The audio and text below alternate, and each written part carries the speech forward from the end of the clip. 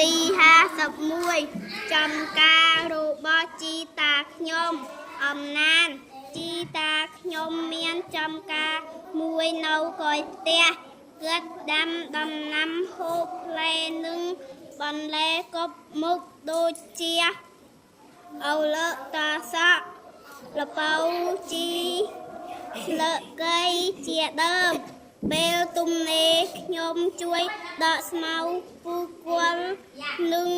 ស្រោចទឹកដំណាំជីដូនខ្ញុំសប្បាយចិត្តណាស់វាស់ឃើញខ្ញុំចូលចិត្តធ្វើការងារគាត់មានប្រសាសន៍ថាខ្ញុំឧស្សាហ៍ដូចជីតាខ្ញុំដែរខ្ញុំពេញចិត្តនឹងចំការជីតាខ្ញុំណាស់ព្រោះវាដល់ផលប្រយោជន៍ដល់គួរសារខ្ញុំហូបចុកបានគ្រប់គ្រាន់ណាន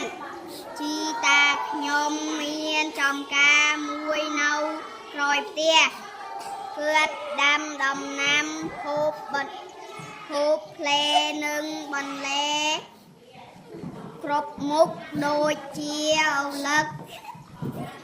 ត្រសក់ល្ពៅជីស្លឹកគ្រៃជាដើមពេលទំនេរខ្ញុំជួយដកស្មៅ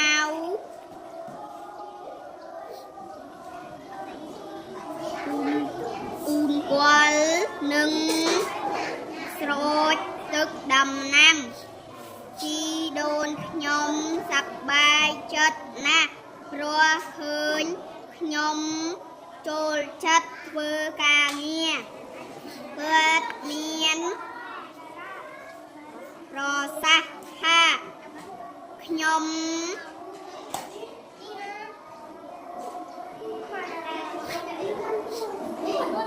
ឧស្សាហ៍ដូចជីតាខ្ញុំដែរខ្ញុំពេញចិត្តនឹងចំការជីតាខ្ញុំណាស់ព្រោះវាដល់ផលប្រយោជន៍ដល់គ្រួ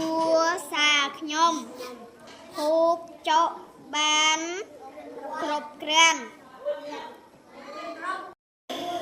ពេលរៀបទី51ចំការរបស់ជីដូនតាខ្ញុំអំណានជីតាខ្ញុំមានចំការមួយនៅក្រោយផ្ទះគាត់តាមដំណាំ